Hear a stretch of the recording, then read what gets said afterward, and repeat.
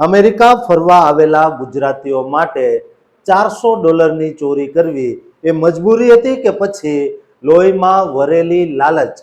કલ્પના કરો કે જે હાથમાં વતનની શાન હોવી જોઈએ તે હાથમાં અમેરિકન પોલીસની હથકડીઓ હોય અને ચહેરા પર પસ્તાવાના બદલે શરમજનક હાસ્ય હોય, ત્યારે આખા દેશનું નાક કપાય છે.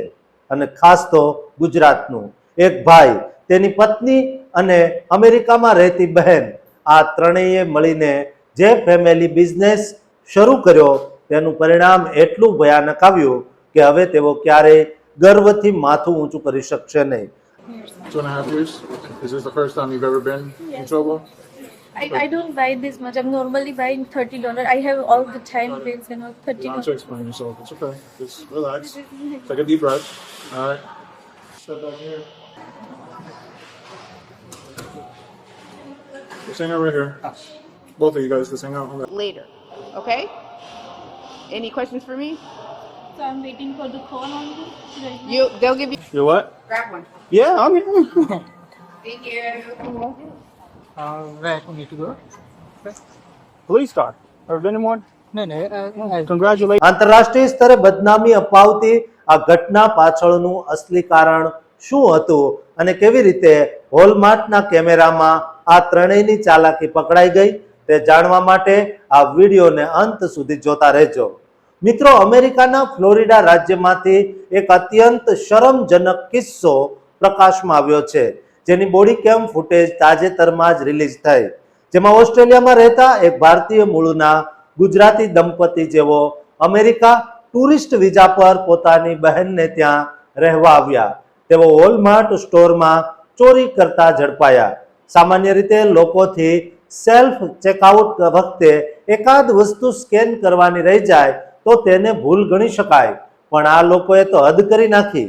તેમણે પહેલા સામાન ચોરી કરીને કારમાં મૂકી દીધો અને ફરીથી બીજી વાર ચોરી કરવા અંદર આવ્યા, ત્યારે સિક્યુરિટી ઓફિસરોએ તેમને રંગે હાથે પકડી પાડ્યા. જ્યારે પોલીસ ઓફિસરે પૂછપરછ કરી ત્યારે જે જવાબ મળ્યો તે સાંભળીને ઓફિસર પણ ચોંકી ગયા. આ ગુજરાતી દંપતીએ કહ્યું, અમારે કોઈને ગિફ્ટ આપવાની હતી અને અમારી પાસે પૈસાની તંગી હતી, એટલે અમે ચોકલેટ અને બીજો સામાન ચોરી કર્યો. પોલીસ ઓફિસરે વળતો જવાબ આપતા કહ્યું કે જો તમારી પાસે ઓસ્ટ્રેલિયાથી અમેરિકા આવવાની ફ્લાઇટની ટિકિટના પૈસા છે તો $400નો સામાન ખરીદવાના પૈસા કેમ નથી? અને ગિફ્ટ હંમેશા પોતાના પૈસાથી અપાય, ચોરીના સામાનથી નહીં. સૌથી વધુ આઘાતજનક બાબત એ હતી કે પકડાયા પછી પણ આ ગુજરાતી પતિ પત્ની એટલે કે દંપતીના ચહેરા પર કોઈ પસ્તાવો નહોતો. તેઓ પોલીસ સામે હસી રહ્યા હતા. પોલીસે જ્યારે બહેનને કહ્યું તમારે આ બંનેને જેલમાંથી છોડાવવા માટે $500નો બોન્ડ ભરવો પડશે, ત્યારે બહેને આજીજી શરૂ કરી, પણ ઓફિસરે સ્પષ્ટ કહી દીધું તમે અમને જેલમાંથી ચોરી કરીને બહાર નથી કાઢી શકવાના, પૈસા તો ભરવા જ પડશે. અંદાજે $397ની આ ચોરીને કારણે આખા ભારતનું અને ખાસ કરીને ગુજરાતીઓનું નામ અમેરિકામાં ખરાબ થયું. ફ્લોરિડાના કાયદા મુજબ $750થી ઓછી કિંમતની ચોરી હોવાથી તેમને જેલની સજા તો ન થઈ, પણ તેમનો ક્રિમિનલ રેકોર્ડ હંમેશા માટે ખરાબ થઈ ગયો. સોશિયલ મીડિયા પર લોકો આ વિડીયો જોઈને ફિટકાર વરસાવી રહ્યા છે.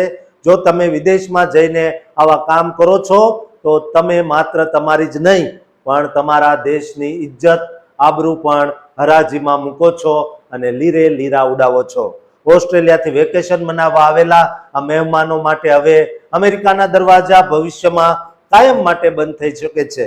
આ ઘટના એ દરેક ગુજરાતી માટે બોધપાઠ છે કે લાલચમાં આવીને પરદેશની ધરતી પર ક્યારેય કાયદો હાથમાં ન લેવો જોઈએ, કારણ કે ત્યાંના આધુનિક કેમેરાથી બચવું અશક્ય છે. જે લોકો પ્રામાણિકથી મહેનત કરે છે તેમના માટે આવા કિસ્સાઓ શરમજનક પરિસ્થિતિ પેદા કરે છે. દોસ્તો, અમેરિકા જતા કે અમેરિકા આવતા તમામ ગુજરાતીઓને આ વિડીયો શેર કરજો, જેના કારણે અમેરિકામાં ગુજરાતનું કે ભારત માતાનું નાક ન કપાય. અને આ ચેનલને સબસ્ક્રાઇબ કરવાનું ચૂકતા નહીં.